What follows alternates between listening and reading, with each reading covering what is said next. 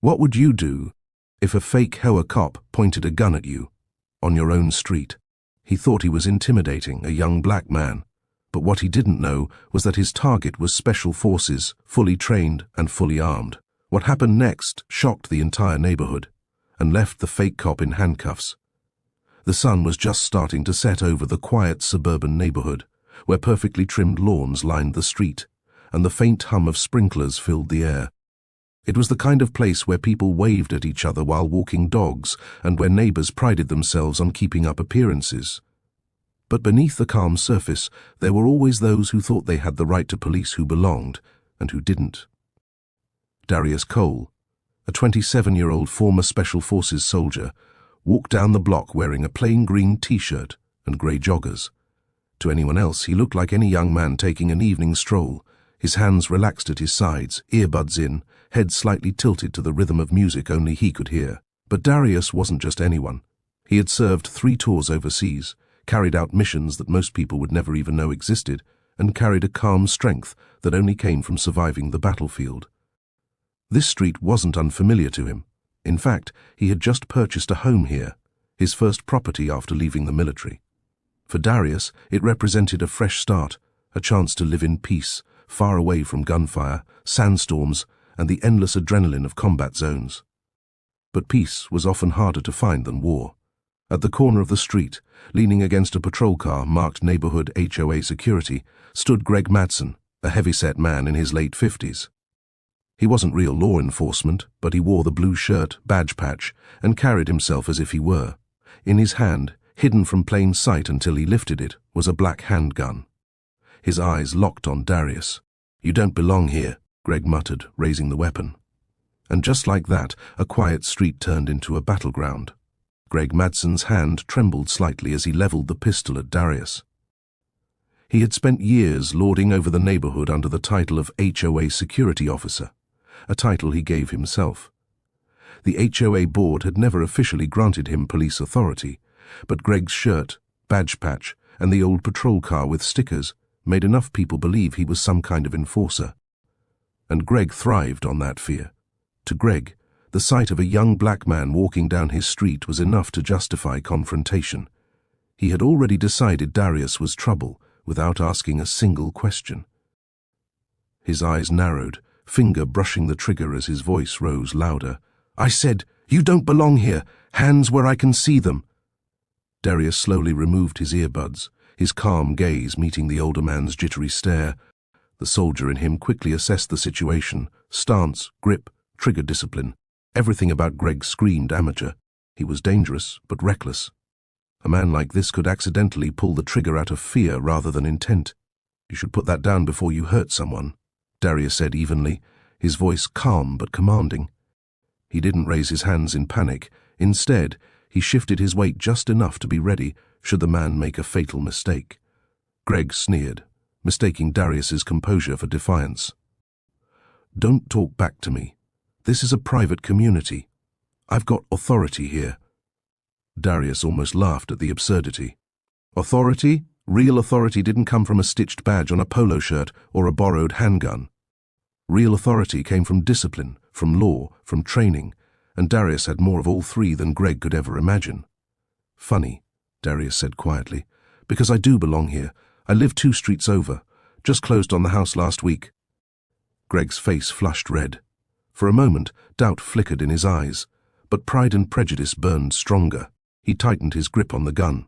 "Not on my watch, you don't." The tension thickened, and the neighborhood's peace began to unravel. The neighborhood seemed to pause. A dog barked in the distance, sprinklers hissed faintly, and the faint hum of a car engine echoed down the street. But in this small bubble of confrontation, the air was sharp, the silence loud. Darius stood tall, his breathing steady, eyes locked on Greg's shaky aim. Years of Special Forces training had taught him one crucial truth: panic gets you killed. Staying calm saved lives, and tonight, it might save his own. "You're making a mistake," Darius said firmly, his voice dropping into that tone he used to command soldiers under fire. "Pointing a gun at an innocent man is a crime." Greg scoffed. "Don't tell me about crime. I've lived here 20 years, kept this place safe from people who don't belong. And I know your type. Troublemakers, loiterers, looking for a score. Not in my neighborhood. The irony nearly made Darius laugh. Safe? This man had no idea what real danger looked like. Darius had disarmed insurgents in back alleys, navigated ambushes under fire, and carried brothers in arms bleeding on his back. Compared to that, Greg's trembling finger on the trigger was little more than a nuisance, though still a deadly one. Darius shifted slightly, his body angled just enough to react if the worst happened. He didn't want violence, but he was prepared for it. Unknown to Greg, beneath his shirt at his waistband was a concealed holster, his legally owned sidearm. Darius never carried for show, it was habit, a soldier's insurance policy in civilian life. Look, Darius continued, voice low but commanding, you don't want to do this, because if you pull that trigger, your life changes forever, and not the way you think. Greg's jaw tightened, his ego flaring at being talked down to. His eyes flickered with insecurity, then with anger. Don't lecture me, boy. Around here, I'm the law. Darius's eyes narrowed. The soldier in him had seen men like this before, armed with pride, blinded by fear, and he knew pride and fear were the most dangerous weapons of all. The standoff was no longer private. A curtain shifted in one of the nearby houses, and a neighbor peeked through the blinds. Two kids on bikes slowed down at the corner, sensing something unusual before their mother rushed out and pulled them back inside. Whispers spread quickly. Someone had a gun out on Maplewood Lane. Greg noticed the onlookers but didn't lower his weapon. If anything, the attention seemed to inflate him. His chest puffed out, his grip tightened, and his voice grew louder, almost theatrical. You hear me? He barked, his gun steady but his voice cracking. This man doesn't belong here. I've got it under control. But the neighbors weren't convinced. Some recorded the scene with their phones, and others quietly called 911. The neighborhood protector was exposing himself for what he was, a bully with a badge patch and a borrowed sense of power. Darius scanned his surroundings. He could sense the tension radiating from the onlookers, feel the rising panic in the air. He didn't want anyone hurt, least of all innocent bystanders. His training urged him to act, but his discipline kept him still. This wasn't a battlefield, this was his new neighborhood. A wrong move could turn him into the villain in the eyes of those watching. You're embarrassing yourself, Darius said quietly, his voice cutting through the performance. You've got half the block watching you wave a gun at an unarmed man. Greg's face reddened as a couple across the street shouted, Put the gun down, Greg. But his pride roared louder than reason. Stay back, he yelled at them. You don't know what this guy's capable of. Darius almost smiled at the irony. If only you knew. Inside, the soldier's instincts were ticking like a clock. He had already mapped escape routes, gauged Greg's reaction time, and catalogued every move the man made. To the neighbors, it looked like Darius was frozen in place. In reality, he was calculating. And if Greg's finger twitched even once, Darius was ready to end this in less than a second. The tension reached its peak as Greg's finger lingered too close to the trigger. Darius's sharp eyes caught the subtle twitch in his hand, the kind of nervous movement that could turn into a deadly mistake. The crowd watching held its collective breath, phones raised, every second recorded. Greg, stop! Another neighbor shouted, this time with desperation. He hasn't done anything. You're going too far. But Greg didn't hear reason. His ego drowned it out, his authority slipping through his fingers with every whisper, every recording phone, every accusing glance. In his mind, the only way to maintain control was to escalate. You think you're smart, don't you? Greg growled at Darius, spit gathering at the corner of his lips. Talking back, acting like you're calm. But I know people like you. You're just waiting to make your move. Not today, not here. Darius tilted his head slightly, his calm expression almost unnerving. You're right about one thing, he said slowly, deliberately.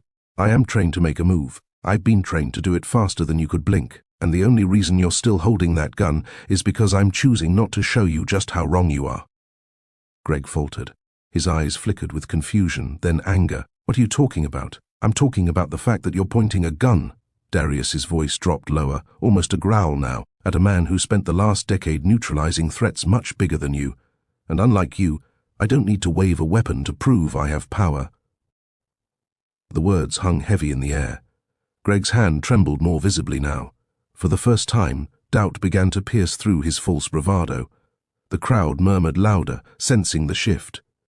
Darius straightened his posture, his presence alone radiating the authority Greg pretended to have.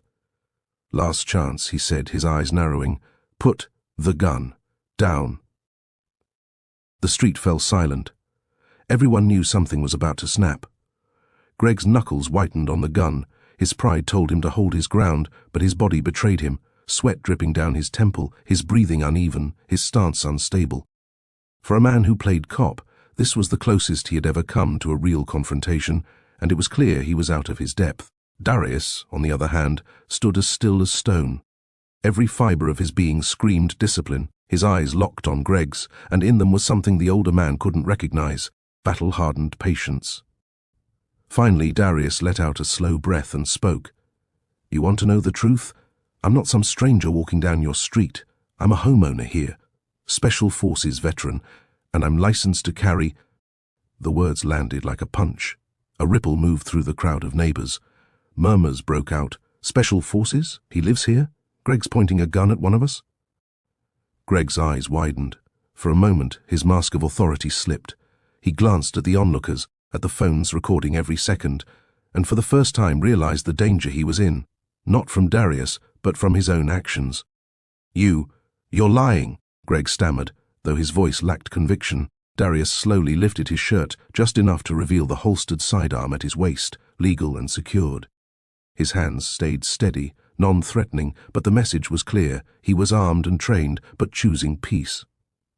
"Does this look like a lie to you?" Darius asked, his tone razor-sharp. "If I wanted this to end badly, it already would have—" Gasps rippled through the crowd. Greg's face drained of color. His false authority was crumbling under the weight of the truth. For the first time, Greg realized the man he was trying to intimidate wasn't a victim. He was a warrior, one who had chosen restraint, even when fully capable of ending things instantly. And that restraint made Greg look smaller than ever. The sound of faint sirens began to echo from beyond the neighborhood. The calls neighbors had made to 911 were finally being answered, and soon real law enforcement would arrive. The tension that had been simmering threatened to explode before they got there. Greg's eyes darted nervously toward the sound. His grip faltered, but he kept the gun pointed, as if lowering it now would admit defeat. The weight of the crowd, the recording phones, and the truth of Darius's identity pressed against him like a vice. His authority was slipping through his hands, and he knew it. "You think just 'cause you're military, you can walk around here however you like?" Greg barked, desperation seeping through his words. His voice cracked, betraying his fear. Darius didn't flinch. He stood rooted, his voice steady, like steel wrapped in calm. "I don't need permission to walk in my own neighborhood. You've mistaken tolerance for weakness, Greg. Don't confuse the two." The crowd murmured again, louder this time, with people clearly taking sides. Some shouted at Greg to put the gun away, while others nervously whispered about what would happen when the police arrived. Greg's pride battled with his survival instinct. He was cornered by his own actions. If he lowered the gun now, the world would see him as a fraud. If he didn't, the arriving sirens might mean jail time, or worse. The sirens grew louder. Flashing lights reflected faintly off the houses at the end of the block. Darius took a slow step forward, his voice low but commanding. "Here's what's about to happen. You're going to put that weapon down before the real cops get here, because if they show up and see you pointing it at me, you're finished." Greg's hand trembled violently now. His face twisted, caught between pride and panic. And just as the first cruiser turned onto Maplewood Lane, Greg made his choice. The police cruiser screeched to a halt, red and blue lights flooding the quiet street. Doors swung open, and two officers stepped out, weapons drawn, their voices sharp and commanding. "Drop the weapon, now!" one of them shouted, aiming directly at Greg. For the first time all evening, Greg wasn't the one giving orders, he was the one being ordered. His face drained of color, his hand shaking so badly the barrel of his gun wobbled in the air. He turned toward the officers, stammering, No, you don't understand. I'm HOA security, he's the intruder." But the officers didn't buy it. Their eyes shifted quickly between Greg, who was holding a gun, and Darius, who stood tall, calm, and unarmed in appearance. The crowd began shouting over one another. "It's Greg. He pulled the gun first. The young man didn't do anything. We have it all on video." One neighbor held up their phone, yelling, "I've got the whole thing recorded." Greg's eyes widened. He was losing control of the story, losing the one thing he always depended on, people's blind belief in his authority. Darius raised his voice, calm but steady, addressing the officers. "My name is Darius Cole. I live 2 streets over. I was walking home when this man stopped me at gunpoint. I am a Special Forces veteran and licensed to carry, but my weapon is holstered. I never drew it." The officers exchanged a quick glance, their stance shifting slightly as they reassessed. Darius's composure, paired with the neighbors' testimonies, carried weight. "Greg Madsen," one officer called out, "put the weapon down." Now, Greg's breathing turned ragged. He looked at Darius, at the cops, at the dozens of phones recording every second. His fantasy of being the neighborhood's enforcer was collapsing. And then, with a shaky motion, he finally lowered the gun. The crowd exhaled all at once. But for Greg, the worst was only just beginning.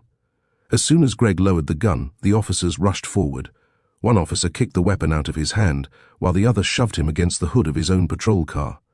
The fake badge on his shirt caught the flashing lights, a cheap symbol of power that was now meaningless. "Hands behind your back," the officer barked, snapping handcuffs onto Greg's wrists. The crowd erupted, some cheering, some simply relieved it was over. Several neighbors shouted, "About time, and he's been harassing people for years." Greg sputtered, still trying to salvage his crumbling image. "You don't get it. I was protecting the neighborhood. He's dangerous. Look at him. He admitted he's military, armed. I was just doing my duty." But no one was buying it anymore. The neighbors who once avoided conflict with Greg now spoke freely. A woman stepped forward, her phone still recording. "We all saw it. You pointed a gun at him first. He stayed calm. You're the one who lost control." Another man chimed in, "You've been flashing that fake badge for months. We told the HOA, but they never did anything. Now the whole world's going to see this." Greg's face twisted in panic as he realized this wasn't just about tonight. This was about every time he bullied kids off the playground, every time he harassed delivery drivers, every time he pretended his authority gave him the right to intimidate. Meanwhile, Darius stood quietly, his hands visible, his composure unshaken. One of the officers approached him cautiously. "Sir, can you confirm you're carrying?" "Yes," Darius replied calmly. "My sidearm is holstered at my waist. License is in my wallet, back pocket." The officer retrieved the license, examined it, and nodded. "He's clean," he called to his partner. The crowd murmured louder, this time with respect. Darius had not only survived the confrontation, he had done so with discipline, restraint, and honor. Greg, however, was reduced to a handcuffed spectacle, stripped of the illusion of power he once held. But for Darius, the battle wasn't just about clearing his name. It was about making sure Greg could never endanger anyone else again. With Greg cuffed and slumped against the hood of his so-called patrol car, the neighborhood seemed to breathe again. The flashing lights illuminated faces, relieved, angry, astonished. For many, it was the first time they had seen Greg lose. One officer began questioning neighbors, while the other secured Greg's weapon in an evidence bag. Testimonies poured out. "He threatened my son last month for skateboarding. He pulled a stun baton on a delivery driver. He's been pretending to be OA police for years." Every word was another nail in the coffin of Greg's false authority. Meanwhile, Darius stood tall, answering the officers' questions with clarity. He handed over his identification, proof of home ownership, and his concealed carry license. The officer reviewing his paperwork nodded respectfully. "Mr. Cole, you handled yourself with incredible restraint. Most people wouldn't have stayed that calm with a gun in their face." Darius's voice was calm, but there was weight behind it. "I didn't come home from serving my country to end up killed on my own street. Discipline kept me alive out there, and it keeps me alive here." The officer's eyes softened with understanding. He knew the truth when he heard it. Greg, however, thrashed against the cuffs, shouting, "You're making a mistake. He's dangerous. You don't know what men like him are capable of." But the irony wasn't lost on anyone. Greg was the one who had escalated. Greg was the one with the gun in his hand, and Greg was the one being led toward the back of a real police cruiser. As the crowd recorded the entire spectacle, one neighbor muttered, "This video's going viral by tomorrow." Another replied, "Good. People need to see the truth." For the first time since moving into the neighborhood, Darius felt the tide turning. His silence, his composure, his refusal to be broken had not only protected him, it had exposed Greg for what he really was. But Darius knew one thing: this wasn't over. People like Greg rarely surrendered their pride quietly. The night ended with Greg stuffed into the back of the police cruiser, his false badge confiscated, his gun bagged as evidence. But the real impact of what happened didn't unfold until the next morning. By sunrise, the video was everywhere. Neighbors who uploaded it to social media had their clips shared thousands of times within hours. Headlines followed quickly: fake HOA cop points gun at black homeowner. Special Forces veteran shows unshakable restraint. Neighborhood bully exposed. Greg's name trended locally, then nationally. His face, red with anger and fear under flashing police lights, became the image of arrogance and false authority. Every skeleton from his past began to surface. Old complaints filed against him, heated HOA meetings where he bullied residents, even prior incidents the police had brushed aside. The HOA board, under intense public scrutiny, released a statement distancing themselves from Greg. They claimed he had never been authorized to carry a weapon or act as security. But for the neighborhood, the damage was done. Greg had thrived for years under their silence. Now, that silence was broken. Meanwhile, Darius kept to his usual routine. He didn't chase cameras, didn't grant interviews. When a reporter knocked on his door, he politely declined. "I didn't do anything heroic," he told a neighbor later. "I just refused to let a coward decide how my story ends." But among the residents, Darius's quiet strength spoke louder than words. Parents approached him with gratitude. Children whispered about him like a hero. The very people Greg had terrified now looked to Darius as a symbol of calm power. And while Greg sat in a holding cell, facing charges of brandishing a firearm and impersonating an officer, Darius sipped his morning coffee on the porch of the home he fought to protect, without ever firing a shot. Yet deep inside, he knew one truth: battles end, but wars leave scars. And Greg wasn't the type to go down without dragging his bitterness behind him. Days turned into weeks, but the memory of that night on Maplewood Lane lingered.